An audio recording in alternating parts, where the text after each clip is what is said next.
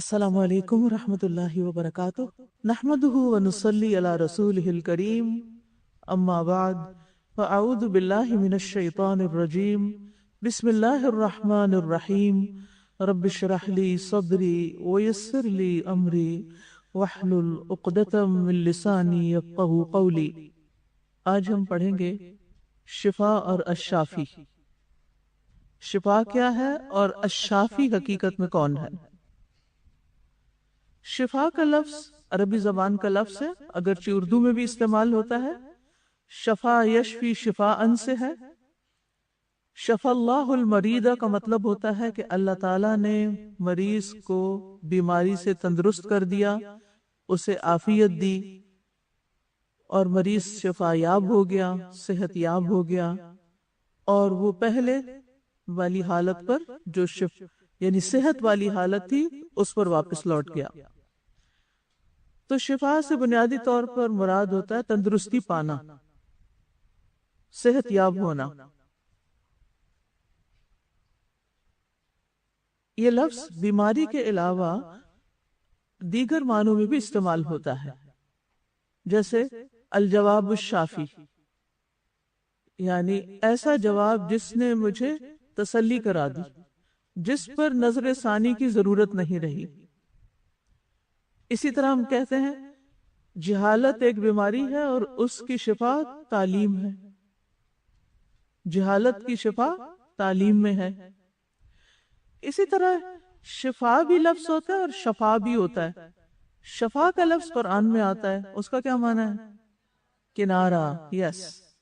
علی شفا جرف ہار، علی شفا حفرت، ٹھیک ہے؟ تو شفا کہتے ہیں کنارے کو۔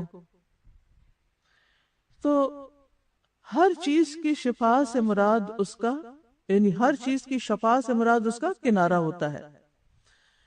تو خلاصہ یہ ہے کہ شفا ایک ایسی چیز ہے، یعنی آپ نے آج کے بعد لفظ شفا بولنا ہے تندرستی اور صحت کے لیے، اور شفا نہیں بولنا شفا ہو گئی، کیونکہ بہت سے لوگ پروننسیشن غلط بولتے ہیں اور وہ ایک دوسرے معنی میں چلا جاتا ہے، چاہے لکھنے میں وہ ایک جیسا نظر آ رہا ہو۔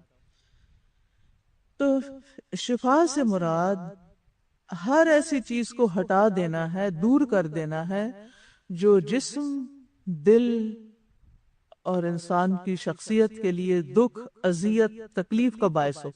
یعنی ہر دکھ، اذیت اور تکلیف والی چیزیں دور کر دینا، یہ شفا کہلاتا ہے۔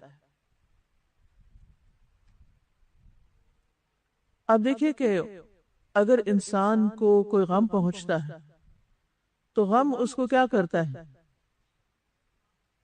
غم کا نتیجہ کیا ہوتا ہے؟ کوئی نتیجہ نہیں ہوتا۔ غم بیمار کر دیتا ہے، غم دکھی کر دیتا ہے، ٹھیک ہے؟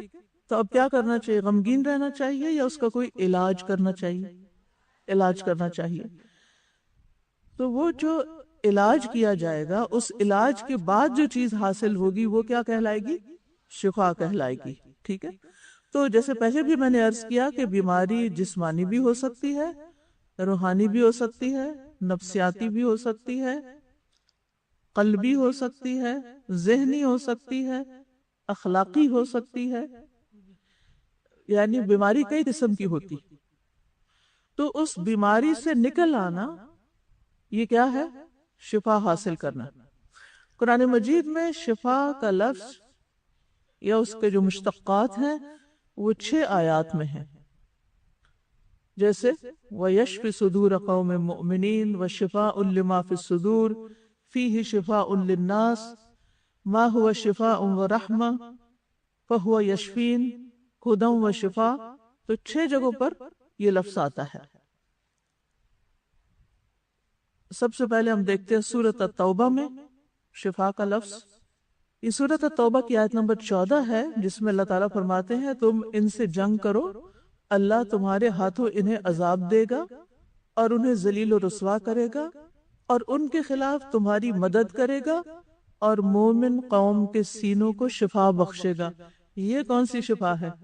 جسمانی یا قلبی، روحانی؟ ٹھیک ہے نا؟ یعنی ان لوگوں کے ہاتھوں تمہیں جو بھی دکھ پہنچا ہے اس دکھ سے تم نکل آؤ گے، اللہ تمہارے سینے ٹھنڈے کر دے گا، تمہارے دلوں کو راحت بخشے گا. لیکن یہ راحت کس کے سبب حاصل ہوگی؟ کس کے سبب؟ بیٹھے بیٹھے اسباب اختیار کر کے، محنت کر کے، رزق لے کر، تکلیف اٹھا کر. ٹھیک ہے. دوسری آیت سورۃ یونس کی آیت نمبر 57 ہے. وَشِفَاءٌ لِمَا فِي الصُّدُورِ. اللہ تعالیٰ فرماتے ہیں اے لوگو تمہارے پاس تمہارے رب کی طرف سے نصیحت آ چکی ہے. وہ کون سی نصیحت ہے؟ قرآن. یہ دلوں کے امراض کی شفا اور مومنوں کے لیے ہدایت اور رحمت ہے. مومنوں کے لیے ہدایت اور رحمت ہے. تو اس سے یہ پتہ چلتا ہے کہ مومنوں کے لیے تو ہدایت بھی ہے اور رحمت بھی ہے، لیکن اوورآل قرآن سب کے لیے کیا ہے؟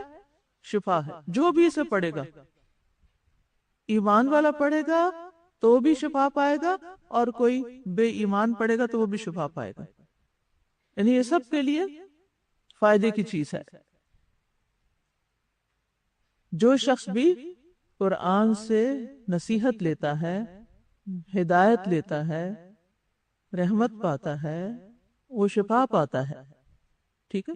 اور یہ نہیں کہ یہ صرف روحانی بیماریوں کا علاج ہے، قرآن جسمانی بیماریوں کا بھی علاج ہے، جس کی آگے چل کر ہم وضاحت کریں گے.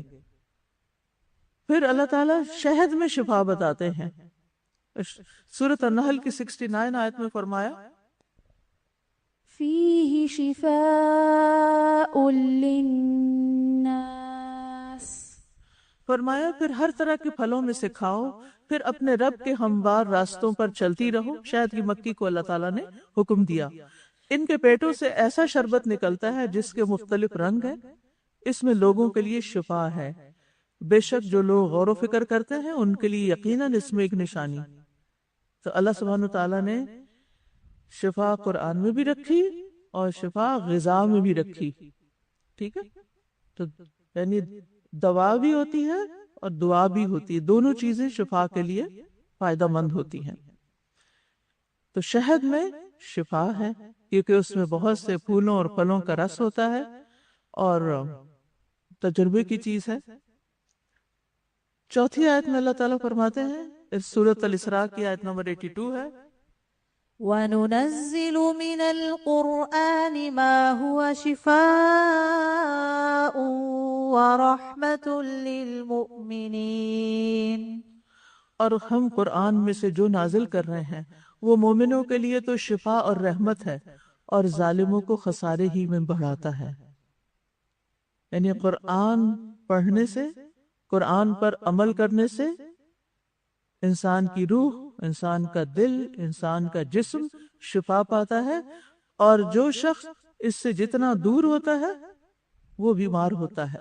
اگر جسمانی طور پر نہیں بھی تو روحانی طور پر وہ بیمار ہی ہوتا ہے، اس کے دل کو وہ قرار اور سکون حاصل نہیں ہو سکتا. تو کچھ لوگوں کے لیے قرآن شفا ہے، اور جو ظالم ہے، ظالم کون ہے؟ جو اس سے دور رہتے ہیں، جو اس سے فائدہ نہیں اٹھاتے، جو اس پر ایمان نہیں لاتے، جو اس کی تصدیق نہیں کرتے، جو اس سے تعلق نہیں رکھتے، جو اس کا حق ادا نہیں کرتے. تو پھر کیا ہوتا ہے؟ وہ ظلمت میں ہی ڈوبے رہتے ہیں، اور وہ ظلمت ان کے لیے ایک بیماری کی حیثیت رکھتی اور ان کے خسارے میں اضافہ ہی ہوتا چلا جاتا ہے. تو جتنا قرآن سے دور ہوں گے اتنے ہی بیمار ہوں گے. ابھی یاد رکھیے گا زندگی بھر، جتنا قرآن سے دور ہوں گے اتنا بیمار ہوں گے.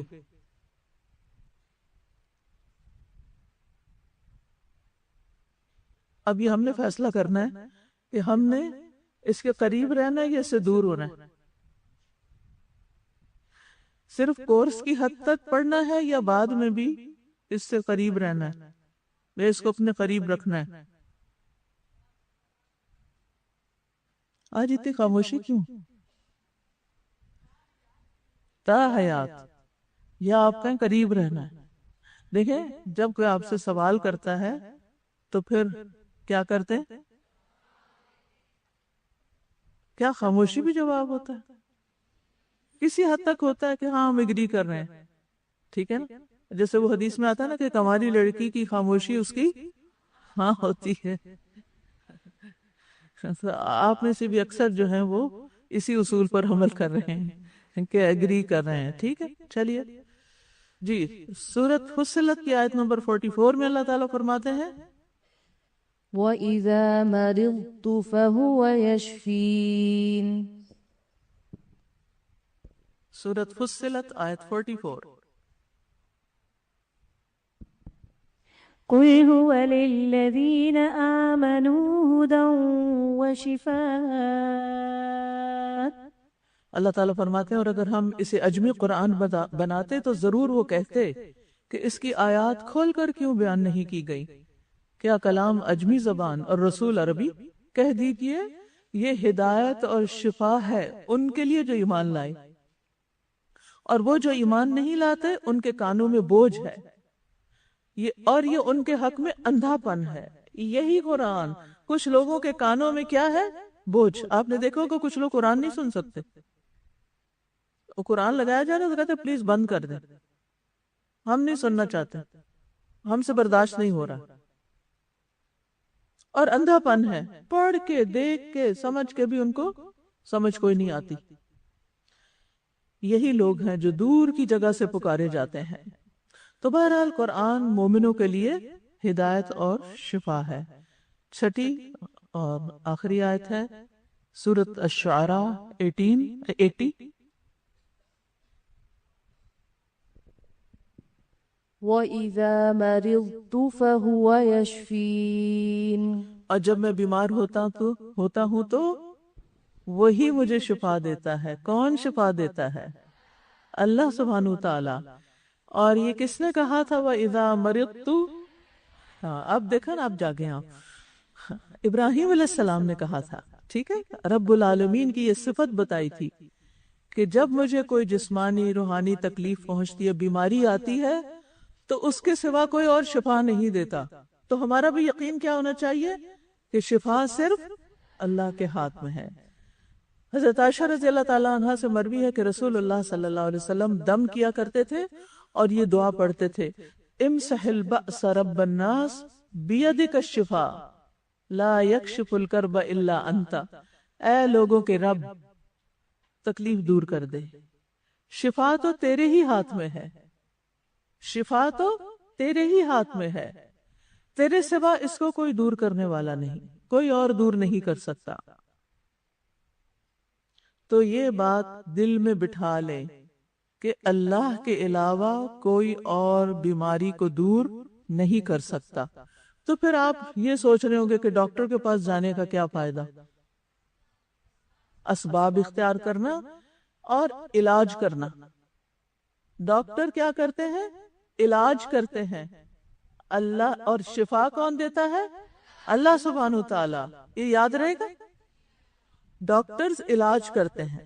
فلاں ڈاکٹر نے میرا علاج کیا، یہ نہیں کہنا فلاں ڈاکٹر نے مجھے شفا دی یا فلاں کے ہاتھ میں شفا. کتنا عام ہے یہ، اس ڈاکٹر کے ہاتھ میں شفا ہے. نبی صلی اللہ علیہ وسلم کیا فرما رہے ہیں کہ میرے ہاتھ میں شفا ہے یا میرے دم میں شفا ہے؟ کیا فرمایا؟ بیدک الشفا، شفا تو تیرے ہی ہاتھ میں. تو شفا کون دیتا ہے؟ اللہ. تو اللہ سبحانہ وتعالیٰ کا ایک نام الشافی ہے. الشافی، وہ لکھا ہوتا ہے نا بعض نسخوں پر هو الشافی. اور یہ اللہ تعالیٰ کے خوبصورت ناموں میں سے الاسماء الحسنى میں سے ایک بہت ہی خوبصورت نام ہے کہ اللہ تعالیٰ شفا دینے والا ہے، بیماری اور دکھ کو دور کرنے والا ہے. اب یہ نام اللہ تعالیٰ کا قرآن مجید میں وارد نہیں ہوا، تو یہ کہاں سے ہمیں پتہ چلا؟ حدیث سے پتہ چلتا ہے. ٹھیک ہے، قرآن مجید سے تو ابراہیم علیہ السلام کا یہ قول پتہ چلتا ہے کہ وَإِذَا مَرِضْتُ فَهُوَ يَشْفِينِ، یا پھر جو پہلی آیت آپ نے پڑھی وَيَشْفِ صُدُورَ قَوْمٍ مُؤْمِنِينَ، کہ اللہ مومنوں کے سینوں کو شفا بخشے گا. لیکن احادیث میں اللہ سبحانہ تعالیٰ کا نام الشافی آتا ہے. مثلا ایک روایت میں آتا ہے عبد العزیز کہتے ہیں کہ میں اور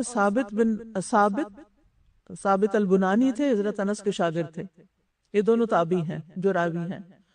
انس بن مالک رضی اللہ عنہ کی خدمت میں حاضر ہوئے تو ثابت نے کہا اے ابو حمزہ میری طبیعت ناساز ہے. انس رضی اللہ عنہ نے فرمایا کیا میں تجھے رسول اللہ صلی اللہ علیہ وسلم کا دم نہ کروں؟ یعنی تم بیمار ہو، ہمارے پاس کوئی آتا ہے تو ہم کہتے ہیں فلاں ڈاکٹر کے پاس چلے جاؤ، میں تمہیں ایک گولی دوں؟ اچھا، انہوں نے کہا کیا میں تجھے رسول اللہ صلی اللہ علیہ وسلم کا دم نہ کروں؟ ثابت نے عرض کیا کیوں نہیں؟ انس رضی اللہ عنہ نے یہ دم پڑھ کر دم کیا، یہ دعا پڑھ کر دم کیا، اللہم رب الناس مذہب البأس اشفی انت الشافی لا شافی الا انت، انت الشافی لا شافی الا انت شفاء لا یغادر سقما. ٹھیک ہے، اگر کوئی آئے آپ کی دوست، آپ کا بچہ، اور کہ میرے سر میں بہت درد ہو رہا ہے، تو آپ نے کیا کرنا ہے؟ چلو بیٹھو میں تمہیں رسول اللہ صلی اللہ علیہ وسلم کا دم کرتی ہوں. اچھا کچھ لوگ کہتے ہیں دم نہیں کرانا چاہیے، وہ ایک الگ بحث ہے، آگے انشاءاللہ اس پہ بھی بات کروں گا. اور وہ ڈرے ہوئے ہوتے ہیں کہ قیامت کے دن ہم ان لوگوں میں شامل نہیں ہوں گے جو بلا حساب جنت میں جائیں گے. ٹھیک، لیکن دوسری طرف ہم دیکھتے ہیں کہ نبی صلی اللہ علیہ وسلم خود بھی دم کرتے تھے اور جبریل علیہ السلام نے آپ پر بھی دم کیا. تو یہ کیا بات ہے؟ اس مسئلے کو ہم دیکھیں گے. لیکن یہاں یہ یاد رکھنے کی بات ہے کہ جب رسول اللہ صلی اللہ علیہ وسلم کے پاس کسی بیماری کا ذکر کیا جاتا یا بیمار کی حالت کو دیکھتے تو پھر اللہ ہی کا ذکر کرتے اور اللہ کے نام الشافی کے ذریعے اس کو پکارتے. تو شافی شفا دینے والا، ہر طرح کی بیماریوں سے شفا دینے والا، روحانی، قلبی، ذہنی، جسمانی، سب، ہر دکھ، تکلیف، مصیبت کو دور کرنے والا، دکھوں اور غموں سے شفا دینے والا. سورۃ الانبیاء کی آیت نمبر 87 سے 88 تک یونس علیہ السلام کا ذکر آیا ہے ان آیات میں، اور اس میں ہم دیکھتے ہیں کہ اللہ سبحانہ وتعالیٰ نے ان کو ایک بہت بڑی مشکل سے نکالا. کس کی بنا پر؟ کوئی ریسکیو ٹیم آئی تھی وہاں پر؟ نہیں، دعا کی بنا پر. تو جب انسان اللہ سبحانہ وتعالیٰ کو پکارتا ہے تو اللہ سبحانہ وتعالیٰ اس کی دعا سنتے ہیں اور اس کو شفا دیتے ہیں، اس کی مشکل آسان کرتے ہیں. کون پڑھے گا یہ آیات؟ وَذَنُّونِ إِذْ ذَهَبَ مُغَاضِبًا فَظَنَّ أَن لَّن نَّقْدِرَ عَلَيْهِ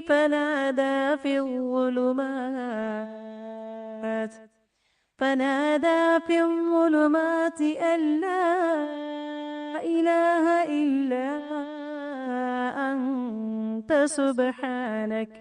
سبحانك إني كنت من الظالمين. فاستجبنا له ونجيناه من الغم وكذلك ننجي المؤمنين. اور مچھلی والے یعنی یونس علیہ السلام کو، ان کو بھی ہم نے اپنی رحمت میں داخل کیا. جب وہ غصے سے بھرے ہوئے بستی کو چھوڑ کر چلے گئے، انہیں یہ گمان تھا کہ ہم ان پر گرفت نہیں کر سکیں گے، یعنی ان کو پکڑ نہیں سکیں گے. پھر انہوں نے اندھیروں میں پکارا کہ لا الہ الا انت سبحانک انی کنت من الظالمین، تیرے سوا کوئی الہ نہیں، تو پاک ہے، میں ہی ظالموں میں سے تھا. تب ہم نے اس کی دعا کو قبول کر لیا اور اسے غم سے نجات دی. غم سے نجات دی یعنی دوسرے لفظوں میں غم کی بیماری سے نجات دی، شفا دی. اور ہم اسی طرح ایمان رکھنے والوں کو نجات دیا کرتے ہیں، یعنی باقی مومنوں کذالک ننجی المؤمنین، سب کے لیے ہے یہ نسخہ کہ غم سے نکلنے کا راستہ ہے کیا؟ پڑھیے لا الہ الا اللہ۔ آپ میں سے کبھی کوئی غمگین ہوا؟ TQ4 فور ہے نا، پنک، ہاں، یہ جو پنک سکارف میں گھر چھوڑ کر آئے ہیں، ہاسٹل میں ہیں، دکھی، غمگین؟ آپ تو بڑے خوش ہیں، الحمدللہ۔ یہ جگہ ہی ایسی کہ یہاں آ کے سبھی خوش ہو جاتے ہیں، سمیت میرے۔ بہرحال گھر والوں سے جدائی ایک غم دیتی ہے انسان کو، تو جس وقت بھی خیال آئے تو کیا کرے؟ یہی کلمہ پڑھیں، دہرائیں اس کو۔ تو اللہ سبحانہ وتعالی ایسا الشافی ہے جو ہمارے سینوں کو بھی ہر طرح کی بیماریوں سے شفا دیتا ہے۔ جیسے ہمارے دلوں کے اندر، سینوں کے اندر جو بیماریاں، ان میں دو بڑی بیماریاں، شہوات، شکوک و شبہات۔ شہوات انسان کو ہلاکت میں گراتی ہیں، اور شکوک و شبہات انسان کو کہیں کا نہیں چھوڑتے۔ پھر حسد، بغض، کینہ اور اسی طرح کی دیگر باتیں جو انسان کے سینے کو بیمار رکھتی، دل کو بیمار رکھتی ہیں۔ پھر اسی طرح پراگندہ خیالات، شیطان کے وسوسے، انگزائٹی، اندیشے، فکریں، الجھنیں، کنفیوژن، بے سکونی، یہ ساری چیزیں کیا ہیں؟ یہ ہمارے اندر کی بیماریاں ہیں۔ تو اللہ الشافی ان بیماریوں سے بھی انسان کو نجات دیتا ہے۔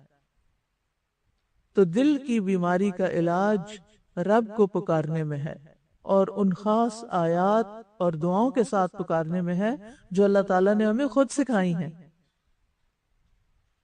ابن قیم کہتے ہیں جب دل رب العالمین سے جڑ جاتا ہے، بیماری اور دوا کے خالق سے، اور طب کو تدبیر کرنے والے اور اسے اپنی مرضی کے مطابق پھیرنے والے سے، تو اس دل کے لیے ان دواؤں کے علاوہ اور دوائیں ہوتی ہیں جنہیں وہ دل برداشت کرتا ہے جو اس سے دور ہو اور اس سے منہ موڑتا ہو۔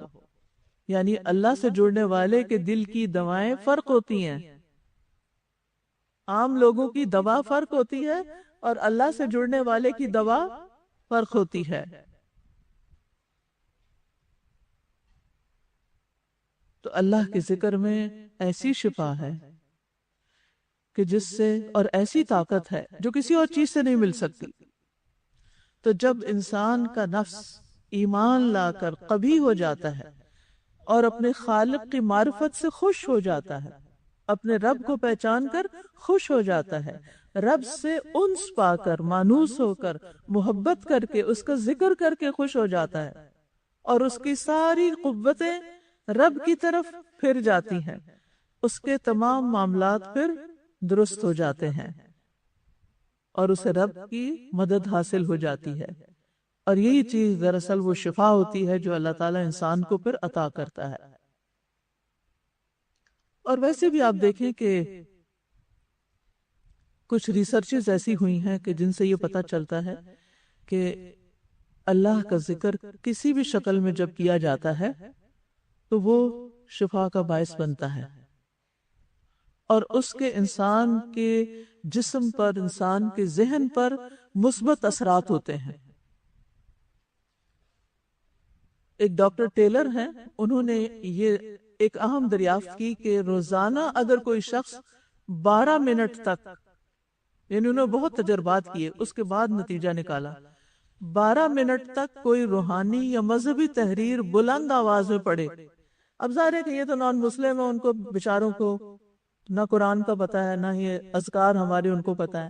آپ تو خوش قسمت ہیں جن کے ہاتھوں میں یہ سب چیزیں ہیں، ان کو اویلیبل ہیں، ان کے لیے میسر ہیں، لیکن ان کو نہیں پتا۔ لیکن انہوں نے اس کو روحانی تحریر سے وہ کہا، روحانی تحریر ہو اور 12 منٹ تک روز اونچی آواز میں، دل میں نہیں، بلند آواز سے پڑھیں، اس سے ڈائمنشیا ریورس ہو سکتا ہے۔ ڈائمنشیا کو پتہ نہیں، جس میں مریض بھولنے لگتا ہے اور پھر بعض اوقات گالیاں شالیاں بھی دیتا ہے اور ڈانٹ ڈپٹ کرتا ہے، اور بہت جن بزرگوں کو عام طور پر یہ بیماری ہوتی ہے، تو پھر کیا ہوتا ہے کہ اس سے کیا ہوتا ہے، جن کو وہ سنبھالنے پڑتے ہیں نا بزرگ، ان کی زندگی حرام ہو جاتی۔ یہ ڈائمنشیا کو ریورس کر سکتا ہے، الزائمر کو بھی درست کر سکتا ہے، اور یہ کلمات یعنی ایسے اور دعا وغیرہ کی قسم کے جو کلمات ہیں یہ تو دماغی خلیات یعنی ہمارے سیلز کو بھی تبدیل کر دیتے ہیں اور ان پر حیران کن اثر ڈالتے ہیں۔ ایک اور ہے ڈاکٹر آرلین، وہ کہتی ہے کہ جن بچوں کو بچپن سے مذہبی کتابیں پڑھانے کی کوشش کی جاتی ہے، بچپن سے، جیسے ہمارے بچے آغاز میں ہی یعنی بولنا شروع ہی کرتے ہیں تو ان کو ہم قرآن پہ لگا دیتے ہیں، اور بعض عقل مند مائیں تو ڈے 1 سے ان کو قرآن سنانا شروع کرتی ہیں، اور بلکہ وہ جب پریگنینسی میں ہوتی تو وہ اس وقت خود پڑھتی۔ پہلے وہ مشہور تھا سورت مریم پڑھی جائے اور فلاں سورت پڑھی جائے، بچہ خوبصورت ہوگا۔ اصل میں ہمارا معیار کسی انسان کو پرکھنے کا خوبصورتی رہ گیا نا، حالانکہ اس کے علاوہ بھی بہت قابلیت انسان کے لیے اس کی اہمیت بڑھاتی ہیں۔ تو ہر شخص اپنی سوچ کے مطابق فائدہ دیکھتا ہے کہ اس کا فائدہ کس چیز میں ہے۔ بہرحال جو بچے بچپن سے قرآن پڑھنے لگتے ہیں، بچپن سے قرآن سنتے ہیں، یہ ان بڑے ہو کر ان کی شخصیت پر بہت مثبت اثر ڈالتا ہے۔ افسوس یہ کہ اس وقت مائیں چھوٹے چھوٹے بچوں کو ڈے کیئر، پری نرسری اور پتہ نہیں کس چیز میں ڈال دیتی ہیں۔ اچھا، اس کا کیا نقصان ہوتا ہے؟ وہاں میوزک سناتے ہیں، وہاں پر ان کو رائم سناتے ہیں، وہاں ان کو انگریزی سکھاتے ہیں، وہاں ان کو پتہ نہیں دنیا بھر کی چیزیں جو ہے وہ بتائی جاتی ہیں، اور وہ کیا کہتے ہیں جی چائلڈ برین ڈیولپمنٹ ہو رہی ہے، اور وہ ہر چیز اس میں ٹونس دیتے ہیں، لہٰذا وہ بچہ پھر اس کی سوچ، اس کی ہر چیز اس کے مطابق ہونے لگتی، اور ماں باپ دیکھ دیکھ کے خوش ہوتے ہیں کہ ہمارے بچے تو علامہ بن رہے ہیں ابھی سے۔ حالانکہ ہونا کیا چاہیے کہ سب سے پہلے قرآن سے آغاز ہونا چاہیے۔ اب جن بچوں کے ذہن میں بچپن سے قرآن چلا جائے گا نا، وہ جو بڑے ہوں گے نا، چاہے ماحول کے اثر سے تھوڑے بہت بگاڑ آئے گا لیکن واپس لوٹیں گے۔ وہ کہتی ہیں کہ میرے والد روزانہ بائبل کے کچھ صفحات پڑھنے کو کہتے، اور وہ کہتی ہیں کہ اس کا ان کی زندگی پہ پھر بہت اثر پڑا، ان کی سوچ اس کے مثبت ہو گئی۔ بہرحال ہمیں اللہ نے افضل الکتب دی، کیا؟ قرآن مجید، لہذا ہمیں خود بھی پڑھنا ہے، اور یہ قرآن کی تلاوت اور بلند آواز میں تلاوت صرف کورس کے دوران نہیں کرنی، اس عادت کو جو سال بھر میں پختہ ہوگی زندگی بھر لے کے چلنا ہے انشاءاللہ۔ بس شادی کا دن ہو، کسی کی فوتگی کا دن ہو، کوئی آ رہا ہو کوئی جا رہا ہو، کیا نہیں چھوڑنا؟ قرآن، اور کم از کم کتنے منٹ؟ کم از کم اب بھی آپ اپنا جو ڈیلی ورد ہے نا فجر کا، ان قرآن الفجر کان مشہودا، اول تو افضل یہ فجر کی نماز میں، لیکن اگر اس میں نہیں تو بعد میں کیا کرنا ہے؟ بلند آواز سے پڑھنا ہے، ٹھیک ہے؟ یاد رہے گا؟ اور کس نیت سے پڑھنا ہے؟ ہدایت کی نیت سے، اللہ کی رحمت برکت پانے کے لیے، اور اس کے ساتھ ساتھ شفا کی نیت سے۔ ہم باقی نیتیں کر لیتے ہیں، شفا کی نیت نہیں کرتے کہ اللہ اس کے ذریعے تو مجھے شفا عطا فرما۔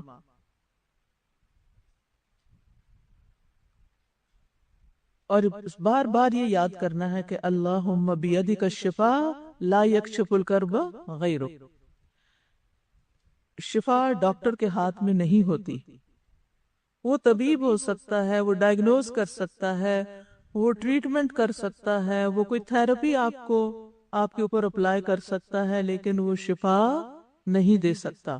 شفا صرف اللہ کے حکم سے ہوتی ہے۔ ایک ہی دوا ہوتی ہے، ڈاکٹر ایک بیمار کو دیتا ہے تو وہ شفا یاب ہو جاتا ہے، دوسرے کو دیتا ہے نہیں ہوتا۔ تو شفا کس کے ہاتھ میں ہے؟ اور ویسے بھی اگر اللہ سبحانہ تعالیٰ کی طرف سے کسی کے لیے کوئی آزمائش لکھی ہوئی ہے، کوئی بیماری لکھی ہوئی ہے، کوئی تکلیف، تو اس کو صرف اللہ ہی دور کر سکتا ہے۔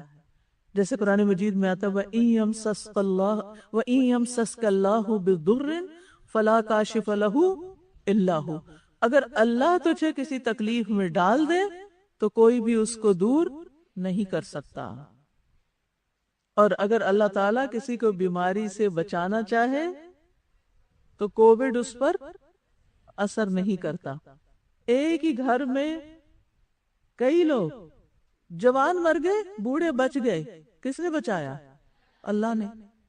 تو بیماری لگتی بھی نہیں جب تک اللہ کا اذن نہ ہو، اور جاتی بھی نہیں جب تک اللہ کا اذن نہ ہو. لیکن ہم کیا کرتے ہیں؟ جلد باز ہیں.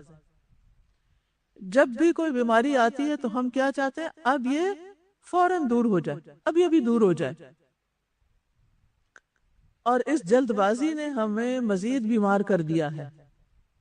وہ کیسے؟ مثلا ہمیں سر درد ہوتی ہے، ہم کیا کرتے ہیں؟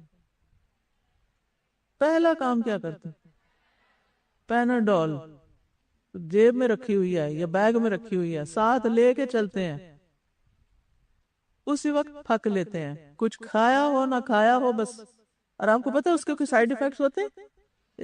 یہ آپ پڑھیے جا کے، اب تو کچھ جاننا مشکل نہیں رہتے کتنے سائیڈ ایفیکٹس ہوتے ہیں. آپ دیکھیے جتنی بھی اس وقت میڈیسنز ہیں، کوئی میڈیسن ایسی نہیں کہ جس کے سائیڈ ایفیکٹس نہ ہوں، سوائے دعاؤں کے، اللہ کے کلام کے. اس کا کوئی سائیڈ ایفیکٹ نہیں. ورنہ جو بھی آپ دوائیاں کھائیں گے نا، وہ آپ کی ایک بیماری ٹھیک کریں گی تو ایک تیار کر دیں گی. اب ہوتا کیا ہے؟ ایک دوائی کھاتے ہیں، اس سے ایک چیز تو ظاہری طور پہ جلدی ٹھیک ہو گئی، اس کے نتیجے میں کیا ہوا؟ ایک اور لگ گئی، ایک اور دوائی شروع کر دی، اس کے نتیجے میں ایک اور لگ گئی، ایک اور شروع کر دی. بعض بزرگ بیچارے 20 دوائیاں کھا رہے ہوتے ہیں کیونکہ ہم جلد باز ہیں. خلق الانسان عجولا. تو یاد رکھیے بیماری جو آتی ہے نا، بعض بیماریاں آتی ہیں اور چلی جاتی ہیں، لیکن کچھ بیماریاں اپنا سائیکل پورا کر کے جاتی ہیں. وہ وائرس داخل ہوا، اس نے ٹائم لینا باہر نکلنے میں یا مرنے میں، اس کا ایک وقت ہے. جیسے فلو ہے مسئلہ، اگر فلو شروع ہو گیا نا تو عموماً اس کا سائیکل 7 ڈیز میں پورا ہوتا ہے. کچھ لوگ کیا کرتے ہیں؟ جلدی سے اینٹی بایوٹک شروع کر دیتے ہیں، کچھ لوگ اور اسی طرح کا کچھ ٹوٹکے شروع کر دیتے ہیں. اچھا نتیجہ کیا نکلتا ہے؟ ٹھیک وہ اپنے وقت پر ہی ہوتا ہے، لیکن کیا چھوڑ کے جاتا ہے؟ کھانسی، اور پھر اور سینے کی کئی اور بیماریاں، کیونکہ وہ فلم جو ہے جم جاتا ہے اندر، سانس کی بیماریاں اور کئی مسئلے مسائل کھڑے ہو جاتے ہیں. اگر آپ اس کو ایک طریقے کے ساتھ اپنا سائیکل پورا کرنے دیں اور صبر سے کام لیں اور اجر کی توقع رکھیں اور دم درود کرتے رہیں تو کیا ہوگا؟ آپ سکون میں بھی رہیں گے اور بیماری لا بأس طہورن انشاءاللہ. یہ آپ کو کس لیے بیماری کیوں آتی ہے؟ صاف کرنے کے لیے، پاک کرنے کے لیے. بیماری جسمانی طور پر بھی انسان کو پاک کرتی ہے. ہم ایسی پولوٹڈ فضا میں رہتے ہیں کہ جس میں ہمارے اندر ٹاکسنز سانس کے ذریعے، فوڈ کے ذریعے، مختلف چیزوں دوائیوں کے ذریعے وہ اندر ٹاکسنز چلے جاتے ہیں. اب وہ جمع ہوتے رہتے ہیں. اب کبھی ان کو ختم کرنے کے لیے بخار آتا ہے. بخار کیا کرتا ہے؟ جسم کے فاسد مادوں کو جلاتا ہے. ہم کیا کرتے ہیں؟ بخار آ جائے تو جھٹ سے کیا کہتے ہیں؟ گولی. اب وہ جو مادے پگھل رہے تھے نا، وہ کیا کرتے ہیں؟ وہیں جم جاتے ہیں. اور کبھی وہ ہمارے لیور میں جا کے ادھر ڈیرا جما لیتے ہیں، کبھی وہ پتے میں، کبھی گال بلیڈر، کہیں نہ کہیں. پھر وہ کیا بنتے ہیں؟ پتھریاں. پھر ان کو کیا کرتے ہیں؟ لیزر سے مثلا نکلواتے ہیں. پھر تھوڑے دنوں میں کیا ہوتا ہے؟ وہ دوبارہ بنتی ہیں. کیوں؟ کیونکہ ہم نے کاز تو دور ہی نہیں کی، ہم نے تو بس وہ جو ظاہری سمٹم تھی نا وہ ختم کر دی. تو ایسی چیزوں میں صبر سے کام لیں، ماہر معالج سے رابطہ کریں، خود سے دوائیاں مت کھائیں. لیکن جب تک کوئی ماہر معالج نہیں ملتا کیا کرتے رہیں؟ سب سے پہلا کام کیا کریں؟ دعا شروع کر دیں. خود بھی کریں اور مریض کے جو آس پاس لوگ ہیں وہ بھی دعا کریں اس کے لیے، اور اس یقین کے ساتھ کریں کہ اللہ شفا دے گا. اللہ نے مجھے سبب اختیار کرنے کو کہا، اس لیے میں علاج کروں گی. لیکن محض علاج سے فائدہ نہیں ہوتا جب تک اللہ کا اذن نہ ہو. لیکن ایک حیرت انگیز بات ہے کہ محض دعا کرنے سے شفا مل جاتی ہے، صرف دعا کرنے سے شفا مل جاتی ہے. نبی صلی اللہ علیہ وسلم نے فرمایا دعا اس مصیبت کے لیے بھی فائدہ مند ہے جو نازل ہو چکی، اور اس کے لیے بھی جو ابھی نازل نہیں ہوئی، لہٰذا اے اللہ کے بندو دعا کو لازم پکڑو۔ تو کیا کرنا ہے؟ ہر تکلیف میں اور خصوصاً بیماریوں میں دعا کو لازم پکڑنا ہے،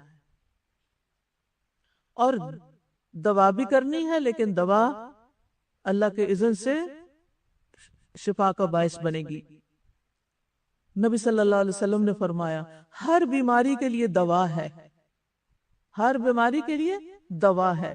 جب کسی مریض کو صحیح طریقے پر بیماری کی دوا پہنچتی ہے تو اللہ کے حکم سے، اللہ عز و جل کے حکم سے وہ صحت یاب ہو جاتا ہے۔ اب یہاں نبی صلی اللہ علیہ وسلم اس حدیث سے ہمیں کیا تعلیم دے رہے ہیں؟ دوا لو، لیکن شفا کیسے ہوگی؟ جب نمبر 1 دوا درست ہوگی، ٹھیک ہے، اس بیماری کے مطابق ہوگی، اور دوسری چیز اللہ عز و جل کے حکم سے شفا یاب ہوگا وہ، چاہے دوا درستی کیوں نہ ہو۔ ہمیں بیمار ہونے پر یہ حدیثیں یاد نہیں رہتی، ہم نے یہ یاد رکھنی ہے۔ ٹھیک میں نے ہونا ہے اللہ ہی کے اذن سے۔ یاد رکھیے علاج کرانا منع نہیں ہے، علاج کرانا چاہیے، اور نہ ہی یہ توکل کے منافی ہے، عقل و توکل ہے۔ اللہ چاہے تو کن کہہ کے انسان کو کسی بھی تکلیف سے نکال دے، لیکن اللہ نے اسباب بھی پیدا کیے ہیں۔ ذوالقرنین بادشاہ تھا، پڑھا کسی نے سورۃ کہف کو؟ جی، کیسا بادشاہ تھا؟ عادل بادشاہ تھا۔ کوئی اس کے پاس ٹیکنالوجی تھی؟ نہیں، ایسے ہی وہ دیوار بنا لی تھی اس نے۔ اللہ نے اس کو اسباب عطا کیے تھے، ٹھیک ہے، تو انہوں نے کیا کیا تھا؟ اسباب کو استعمال کیا تھا۔ حالانکہ وہ خود بہت طاقتور بادشاہ تھے، لیکن انہوں نے اسباب استعمال کیے جو اللہ نے ان کو سکھائے تھے۔ اِنَّا مَكَّنَّا لَهُ فِي الْأَرْضِ وَآتَيْنَاهُ مِن كُلِّ شَيْءٍ سَبَبًا فَأَتْبَعَ سَبَبًا۔ تو اتبع سببا کیا ہے؟ کیا کرو؟ اسباب کی پیروی کرو، اسباب اختیار کرو، لیکن اسباب پر بھروسہ کر لو، اسباب کے اوپر بھروسہ کر لو۔ اب میں نے چونکہ یہ سبب اختیار کر لیا لہٰذا میں منزل تک پہنچ جاؤں گی، نہیں۔ تو بھروسہ صرف اللہ کی ذات پر، ٹھیک ہے، نہ ڈاکٹر پر، نہ دوائی پر، نہ کسی اور پر، اللہ کی ذات پر۔ لہٰذا کوئی بھی تکلیف جو آپ کے دل، روح، بدن، جسم، اخلاق کو لاحق ہو جائے تو کیا کریں؟ اللہ کی طرف رجوع کریں، اس کے آگے جھک جائیں، اس کے مزید قریب ہو جائیں، اس کا ذکر کریں اور مسنون دعائیں پڑھیں۔ اب آپ دیکھیے کہ اللہ سبحانہ تعالیٰ سب کچھ کر سکتا ہے، ان اللہ علی کل شیء قدیر، لہٰذا وہ بغیر دوا کے، بغیر اسباب کے بھی شفا دے سکتا ہے۔ اس میں ہم دیکھتے ہیں قرآن سے ایوب علیہ السلام کی مثال، سورۃ الانبیاء آیت نمبر 83 اور 4۔ اللہ سبحانہ وتعالیٰ ایوب علیہ السلام کے بارے میں فرماتے ہیں وہ 18 سال تک بیمار رہے تھے، لیکن شفا انہیں کس سے ملی تھی؟ دعا سے۔ وہ کون سی دعا تھی؟ شمیم پڑھیے، مائک کھولیے، آیات سنیں نا تاکہ یقین میں اضافہ ہو۔ وَأَيُّوبَ وَأَيُّوبَ إِذْ نَادَى رَبَّهُ أَنِّي مَسَّنِيَ الضُّرُّ وَأَنْتَ أَرْحَمُ الرَّاحِمِينَ فَاسْتَجَبْنَا لَهُ فَكَشَفْنَا مَا بِهِ مِنْ ضُرٍّ وَآتَيْنَاهُ أَهْلَهُ وَمِثْلَهُمْ معهم رحمة من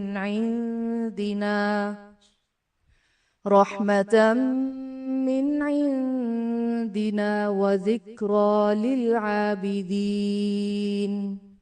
اور ایوب جب اس نے اپنے رب کو پکارا کہ بے شک مجھے تکلیف پہنچی ہے اور تو رحم کرنے والوں میں سب سے زیادہ رحم کرنے والا ہے، تو ہم نے اس کی دعا قبول کر لی۔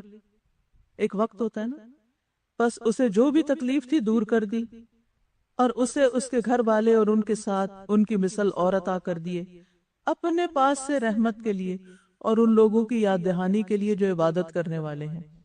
تو یہاں آپ دیکھیں فَاسْتَجَبْنَا وَكَشَفْنَا وَآتَيْنَا رَحْمَةً مِّنْ عِنْدِنَا. یہ سب کون کر رہا ہے؟ اللہ سبحانہ وتعالی. ایوب علیہ السلام نے کوئی دوا نہیں کھائی تھی، اللہ کے حکم سے شفا ہوئی تھی ان کو، لیکن حکم 18 سال بعد ہوا، آزمائش پوری ہونے کے بعد. جب ہم کوئی دعا کرتے ہیں تو اس کی قبولیت 3 طرح ہوتی ہے. نمبر 1، فوراً قبول ہو جاتی ہے، دیر اینڈ دین. آپ سوچتے ہی ہیں، آپ دل میں ہی ابھی بول رہے ہوتے ہیں، چیز مل جاتی ہے، آپ کو پہنچ چکی ہوتی ہے. نمبر 2، ایک وقت کے بعد، بعد حین، وہ 18 سال بھی ہو سکتا ہے لیکن قبول ضرور ہوگی، یعنی دنیا کے اعتبار سے. اور اس کے لیے انسان کو کیا چاہیے؟ صبر. شاباش، صبر چاہیے. تیسری قبولیت، آخرت میں اجر. اتنا اجر کہ انسان چاہے گا کاش میری سکن دنیا میں کینچیوں سے کاٹ دی جاتی اور مجھے بھی ایسا اجر ملتا جو صبر کرنے والوں کو یہاں ملا ہے. یقین رکھیے دعا ہر صورت قبول ہوتی ہے، یا فوراً، یا دیر سے، یا پھر آخرت میں، لیکن فائدہ ہی فائدہ ہے. اچھا، تو شافی کون ہے؟ اللہ. یعقوب علیہ السلام کی مثال اپنے سامنے رکھیے. اللہ تعالیٰ فرماتے ہیں وَبْيَضَّتْ عَيْنَاهُ مِنَ الْحُزْنِ فَهُوَ كَظِيمٌ، کہ غم کی شدت کی بنا پر آنکھوں کی بینائی ختم ہو گئی. تو بلائنڈنس کیا ہے؟ این illness، بیماری ہے کہ نہیں ہے. کوئی علاج کرایا تھا انہوں نے؟ پھر کوئی دوا لی تھی؟ نہیں، صرف اللہ کا حکم ہوا تھا. سورۃ یوسف کی آیت نمبر 93 میں آتا ہے، یوسف علیہ السلام نے یوسف علیہ السلام کو جب پتا چلا کہ والد رو رو کر میرے غم میں نابینا ہو گئے ہیں، تو اللہ تعالیٰ نے ان کو الہام کیا ہوگا. انہوں نے کہا اذهبوا، پڑھیے.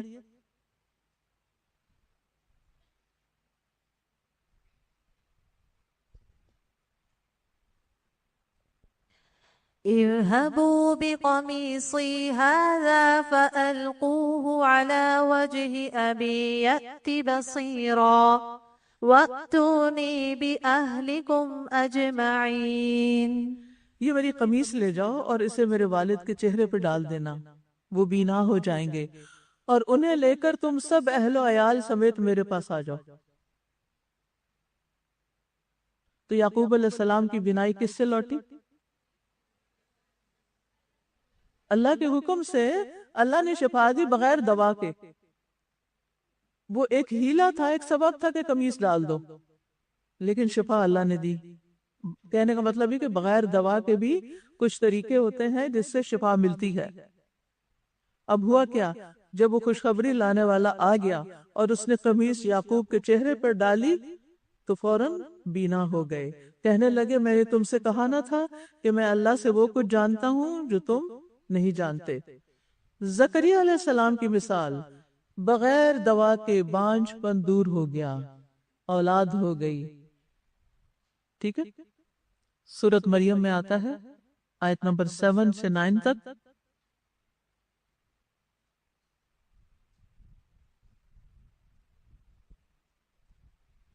يا زكريا إنا نبشرك بغلام اسمه يحيى لم نجعل له من قبل سميا قال رب أنى يكون لي غلام وكانت امرأتي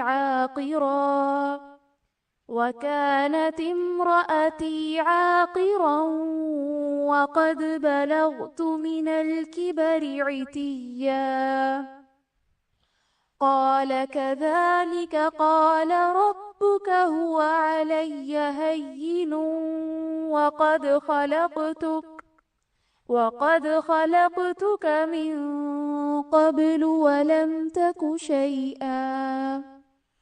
اللہ تعالیٰ نے فرمایا اے زکریا ہم تمہیں ایک لڑکے کی بشارت دیتے ہیں جس کا نام یحییٰ ہوگا، اس سے پیشتر اس نام کا کوئی دوسرا آدمی ہم نے پیدا نہیں کیا۔ زکریا نے عرض کی میرے رب میرے ہاں لڑکا کیسے ہوگا جبکہ میری بیوی بانجھ ہے اور میں بڑھاپے کی حد کمال کو پہنچ چکا ہوں۔ اللہ تعالیٰ نے فرمایا ہاں ایسا ضرور ہوگا، تیرا رب یہ کہہ رہا ہے کہ یہ میرے لیے آسان سی بات ہے، اس سے پہلے میں تجھے پیدا کر چکا ہوں جبکہ تو کوئی چیز بھی نہ تھا۔ سبحان اللہ، جو رب عدم سے وجود میں لا سکتا ہے وہ ایک خراب چیز کو صحیح کر سکتا ہے کہ نہیں؟ یقیناً کر سکتا ہے۔ ہاں انہوں نے کوئی دعا وغیرہ کی تھی؟ کب تک کی تھی؟ سورۃ مریم کے شروع میں ہی آتا ہے نا کہ وہ کہتے ہیں کہ میرے سر کے بال بڑھاپے سے بڑک اٹھے، سفید ہو چکے ہیں، لیکن وَلَمْ أَكُنْ بِدُعَائِكَ رَبِّ شَقِيًّا، دعا نہیں چھوڑی میں نے۔ ہم کیا کرتے ہیں؟ مایوس ہو جاتے ہیں، اور پھر وہ دعا کی وجہ سے ہی اولاد یافتہ ہوئے تھے، اولاد ملی تھی ان کو۔ عیسیٰ علیہ السلام بھی مریضوں کو اللہ کے اذن سے شفا دیتے تھے، ٹھیک ہے؟ کس کس کو؟ پیدائشی اندھوں کو، برس والوں کو، ٹھیک ہے جی ہاں، اور مردوں کو بھی اللہ کے اذن سے زندہ کر لیتے تھے۔ حالانکہ زندہ تو اللہ کرتا، تو اللہ کے ان آیات میں ہر جگہ اللہ کے اذن کی بات ہوئی، لیکن کہنے کا مطلب کیا ہے کہ بغیر کسی دوا کے، یہ نہیں کہ کوئی ان کو کچھ سنگاتے تھے تو پھر وہ ٹھیک ہو جاتے تھے، یا کچھ لگاتے تھے تو پھر وہ ٹھیک ہو جاتے تھے، نہیں، اللہ کے اذن سے اللہ کا حکم ہوتا اور وہ شفا یاب ہوتے جاتے۔ بنی اسرائیل کے 3 لوگوں کو ایک فرشتے نے اللہ کے حکم سے تندرست کر دیا تھا۔ نبی صلی اللہ علیہ وسلم نے بنی اسرائیل کے 3 لوگوں کا ایک واقعہ بیان کیا، تینوں کو بیماری تھی، تینوں کو اللہ نے شفا یاب کیا۔ پھر ان میں انسانی صورت میں ایک فرشتہ بھیجا، ایک نابینا تھا، ایک گنجا تھا، ایک کوڑی تھا۔ ان لوگوں نے کوئی ٹریٹمنٹ نہیں لی تھی، ٹھیک ہے؟ فرشتے نے پوچھا نابینا سے تمہاری کیا خواہش ہے؟ اس نے کیا کہا؟ مجھے آنکھیں مل جائیں۔ فرشتے نے کیا کیا؟ دعا کی، اور وہ اللہ کے حکم سے دیکھنے لگ گیا۔ اور اسی طرح، اور اس نے کچھ مال مانگا اور وہ بھی دے دیا گیا۔ دوسرے کے پاس گیا، پوچھا تمہاری کیا خواہش ہے؟ میرے سر کے بال آ جائیں۔ دعا دی، کیا ہوا؟ بال آ گئے۔ تیسرے کے پاس گیا، کوڑی کا مریض تھا، پوچھا کیا چاہیے؟ کہا میرا یہ مرض دور ہو جائے۔ دعا کی، اللہ نے اس کو بھی شفا دی۔ یہ واقعات کیا بتاتے ہیں؟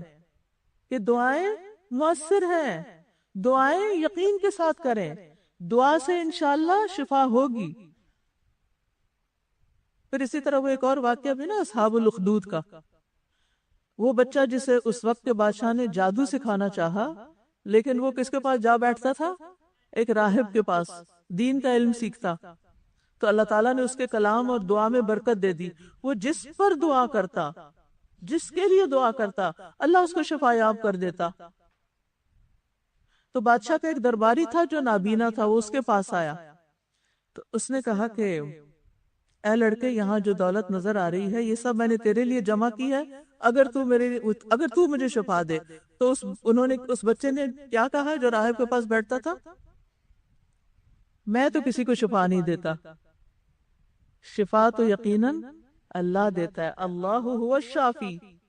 اگر تم ایمان لے آؤ اللہ پر تو میں اللہ سے دعا کروں گا، اللہ تجھے شفا دے گا۔ تو وہ وزیر جو تھا وہ اللہ پر ایمان لے آیا، اللہ نے اسے شفا دے دی، ٹھیک۔ تو یہ شفا کس سے ملی تھی؟ دعا سے۔ اسی طرح بغیر دوا کے جنون کا اثر ختم ہو گیا۔ خارجہ بن سلط اپنے چچا سے نقل کرتے ہیں کہ وہ ایک مرتبہ رسول اللہ صلی اللہ علیہ وسلم کی خدمت میں حاضر ہوئے، جب واپس جانے لگے تو ایک قوم کے پاس سے گزر ہوا۔ یہاں ایک مجنون انسان تھا، پاگل انسان، جسے انہوں نے لوہے کی زنجیروں سے باندھ رکھا تھا۔ اس کے اہل خانہ کہنے لگے ہمیں معلوم ہوا کہ تمہارا یہ ساتھی خیر لے کر آئے، نبی صلی اللہ علیہ وسلم کوئی اچھی چیزیں لے کر آئے ہیں، کیا اس کے پاس کوئی ایسی چیز ہے جس سے یہ علاج کر سکے؟ وہ کہتے ہیں میں نے سورۃ فاتحہ پڑھ کر دم کیا اور وہ اللہ کے اذن سے ٹھیک ہو گیا. کیا پتا چلا؟ ذہنی بیماریاں دعا کے اثر سے ٹھیک ہو جاتے ہیں. مرگی کا مرض بھی اللہ سے دعا کرنے سے ٹھیک ہو جاتا ہے. وہ جو ایک عورت تھی نا جو جا رہی تھی، تو ابن عباس کہتے ہیں میں تمہیں، عطا بن ابی رباح جو تابعی ہیں ان کے شاگرد ہیں، کہتے ہیں میں تمہیں ایک جنتی عورت دکھاؤں. میں نے کہا کیوں نہیں؟ ان کا کہ یہ جو کالی عورت ہے یہ نبی صلی اللہ علیہ وسلم کی خدمت میں حاضر ہوئی، کہنے لگی کہ مجھے مرگی کا دورہ پڑتا ہے اور اس سے میرا سطر کھل جاتا ہے، اس لیے آپ میرے لیے دعا کریں. آپ نے فرمایا اگر تم چاہو تو صبر کرو، تمہارے لیے جنت ہے، اور اگر چاہو تو میں اللہ سے دعا کروں کہ وہ تمہیں صحت اور عافیت دے دے. دعا کروں تو صحت مل جائے گی. صرف دعا، یہ نہیں کہا میں تمہیں کوئی دوائی بھیجتا ہوں تو صحت مل جائے گی. اس عورت نے کیا چوز کیا؟ جنت. سیانی عورت تھی. اس نے کہا میں صبر کروں گی لیکن میرا سطر کھل جاتا ہے، آپ دعا کریں میرا سطر نہ کھلا کرے. تو آپ نے دعا کی اور اس کے بعد اس کا سطر نہیں کھلتا تھا. اسی طرح ایک نابینا شخص کا واقعہ بھی آتا ہے کہ وہ نبی صلی اللہ علیہ وسلم کے پاس آیا، دعا کی درخواست کی. آپ نے اسے بھی یہی فرمایا اور کہ تم کیا چاہتے ہو؟ تو اس نے کہا میں دعا چاہتا ہوں کہ آپ میرے لیے دعا کریں تو میں ٹھیک ہو جاؤں. تو آپ نے اس کے لیے دعا کر دی. اس نے نفل پڑھے اور خود بھی دعا کی. اللہ نے اس کی بینائی بحال کر دی. حضرت علی رضی اللہ عنہ ایک موقع پر خیبر والے دن ان کو کیا تھا؟ آنکھوں میں آنکھیں خراب ہو گئی تھی ان کی، اور آپ نے جھنڈا ان کو دینا تھا. اب جس کی آنکھیں خراب ہوں وہ کیا کچھ کر سکتا؟ اس کو سارا وقت یہ کہ مجھے صحیح نظر نہیں آ رہا. تو نبی صلی اللہ علیہ وسلم نے فرمایا کل میں جھنڈا اس شخص کو دوں گا جس کے ہاتھ پر فتح ہوگی، جو اللہ اور اس کے رسول سے محبت رکھتا ہے اور جس سے اللہ اور اس کا رسول بھی محبت رکھتے ہیں. رات بھر سب صحابہ کے ذہن میں یہی خیال رہا کہ دیکھیں جھنڈا کس کو ملتا ہے. صبح ہوئی تو ہر شخص امیدوار تھا، لیکن آپ نے دریافت فرمایا علی کہاں ہے؟ اور وہ نہیں تھے. عرض کیا گیا ان کی آنکھوں میں درد ہے. تو بلایا گیا، آپ نے اپنا لعاب مبارک ان کی آنکھوں میں لگایا اور دعا کی، اور اس سے وہ فوراً صحت یاب ہو گئے. کسی قسم کی کوئی تکلیف باقی نہ رہی. اور اس کے بعد ان کے ہاتھوں اللہ نے خیبر کو فتح کیا. اسی طرح وہ واقعہ یاد ہے جس میں نبی صلی اللہ علیہ وسلم کے صحابہ ایک عرب قبیلے کے پاس سے گزرے اور انہوں نے ان کی دعوت کا یعنی ان کو مہمان بنانے سے انکار کر دیا. تو پھر ان کے سردار کو کیا ہوا تھا؟ بچھو نے کاٹ لیا تھا. تو وہ پھر آئے ان کے پاس کہ ہمیں ہمارا کوئی طریقہ بتائیں، ہمارے سردار کو بچھو نے کاٹ لی. تو ابو سعید خدری کیا پڑھنے لگے؟ سورۃ فاتحہ، اور اپنا لعاب اس جگہ لگانے لگے. وہ شخص ٹھیک ہو گیا اور اس پر پھر وہ ان سے بکریاں بھی وصول کی. تو بہرحال اللہ سبحانہ وتعالیٰ کے ہمارا یقین اور ایمان ہونا چاہیے کہ اللہ سبحانہ وتعالیٰ الشافی ہے. تو شفا شافی دیتا ہے، اور جو اللہ سبحانہ وتعالیٰ ہے، لہٰذا اللہ تعالیٰ کے اس نام پر ہمیں ایمان بھی لانا ہے، اور اللہ سبحانہ اور ہر بیماری میں ہم نے اللہ سبحانہ وتعالیٰ کے اس نام کے ساتھ پکارنا بھی ہے کہ اشفی انت الشافی لا شفا الا شفاؤک. اور پھر جب شفا ہے اس کے پاس تو مانگنا بھی اسی سے ہے، دعا بھی اسی سے کرنی ہے. تو ہر بیماری سے پہلے چاہے وہ فزیکل ہو، ایموشنل ہو، اللہ تعالیٰ کی طرف رجوع کرے. دعا بہت بڑا، دعا ضرور فائدہ دیتی ہے، دعا ضائع نہیں جاتی، اور ہر طرح کی بیماریوں سے شفا ہوتی ہے، جیسے روحانی بیماریاں، غم، بے سکونی، ڈپریشن، نیند کی کمی، اور اسی طرح جسمانی بیماریاں. اور آخری بات یہ کہوں گی کہ جب کوئی تکلیف آئے، چاہے بیماری آئے، تو اپنے اندر شکر گزاری پیدا کریں، کیونکہ شکر گزاری جو ہے اس سے ذہنی صحت بہتر ہوتی ہے. ذہنی صحت بہتر ہوتی ہے تو جسمانی صحت بھی بہتر ہو جاتی ہے، بیماریوں سے نجات مل جاتی ہے. لہذا اپنی سوچ کو مثبت کریں، اللہ سے اچھا گمان رکھیں، اور قرآن سے بڑھ کر کوئی چیز انسان کو مثبت سوچ نہیں دیتی اگر وہ اس کو صحیح معنوں میں غور و فکر کے ساتھ علاج کی نیت سے پڑھے. تو خلاصہ کیا ہوا؟ شفا صرف اللہ کے ہاتھ میں. تو شفا اور شافی آج کا آپ کے لیے میسج تھا.